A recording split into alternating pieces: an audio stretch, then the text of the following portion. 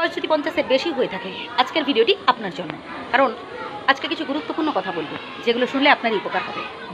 সর্বপ্রথম যেটা করতে হবে তা হলো বিন্দাস থাকতে হবে। মনে রাখবেন, মনটাই হচ্ছে আসল কথা। মনটাকে স্ট্রং থাকলে সব কিছুই ভালো লাগবে। তাই মনটাকে সবসময় স্ট্রং রাখার চেষ্টা করবেন। বয়স কিচ্ছু যায় না সেনা ভাই, বয়স একটা সংখ্যা মাত্র। মনটাই হচ্ছে আসল কথা। 70-80 বছর বয়সেও ইয়াং থাকতে পারবেন যদি আপনি মনটাকে স্ট্রং রাখার চেষ্টা করেন।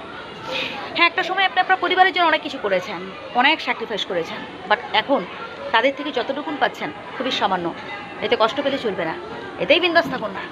যে যতটুকুন আপনার জন্য করছেন তাকে ধন্যবাদ জানান এবং তার সাথে বিধাতার কাছে কৃতজ্ঞ থাকুন, এটা ভেবে যে তিনি আপনার মধ্যে সেই সামর্থ্যটুকু দিয়েছেন, আপনি অপরের জন্য করতে পেরেছেন। তাই এর পরের পয়েন্টটা তো আরও গুরুত্বপূর্ণ, তা হলো নিজেকে নানান ধরনের সমাজসেবামূলক কাজের সাথে যুক্ত রাখুন।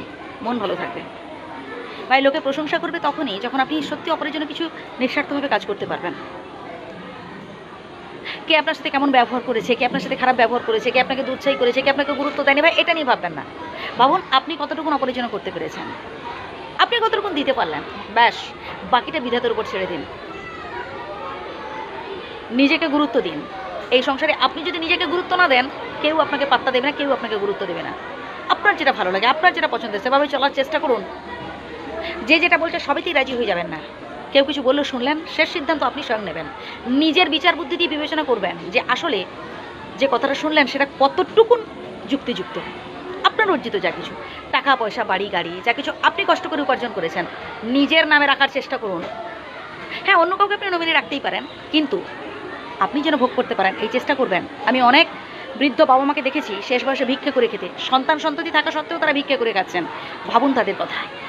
বেশি দূরে নয় ভাই, কাছাকাছি কোনো হাসপাতালে কিংবা হচ্ছে রেল স্টেশন বা বাস স্ট্যান্ডে যাবেন, কত অসহায় দুস্থ গরিব মানুষ রয়েছে ভাই। ভাবুন তাদের কথা, তাদের পাশে দাঁড়াবার চেষ্টা করুন, মন ভালো থাকবে। মানুষের জন্মেছি, মানুষের জন্য যদি কিছু করতে না পারলাম, অপরের জন্য যদি কিছু করতে না পারলাম, ভাই এ মানুষ জন্ম নিয়ে কী লাভ ভাই, তাই না? এটা আমি ভোগ করবো, এটা আমার, এমনটা ভাববেন না ভাই। সবার সাথে মিলেমিশে থাকতে হবে। কিছু নিয়ে আসিনি আর কিছু সাথে করে নিয়েও যাব না। আরেকটা কথা যেটা না বললেই নয়, সেটা হচ্ছে আপনি আপনার বাড়ির কর্তা, এটা মনে রাখবেন। আপনার কথাই হবে শেষ কথা। নিজেকে স্ট্রং রাখতে হবে। তো আমার বয়স হয়ে গেছে, আমি আর কোনো কাজ করতে পারি না, অমুক তমুক, আমি আর আগের মতো রোজগার নেই, ভাই মনটাকে স্ট্রং রাখুন। যেটা আমি খানিকক্ষণ আগেই বলছিলাম, মনটাকে স্ট্রং রাখতে হবে। তবেই দেখবেন প্রত্যেকে আপনাকে সম্মান করবে, প্রত্যেকে আপনাকে শ্রদ্ধা করবে। নিজেকে গুরুত্ব আগে দিতে হবে।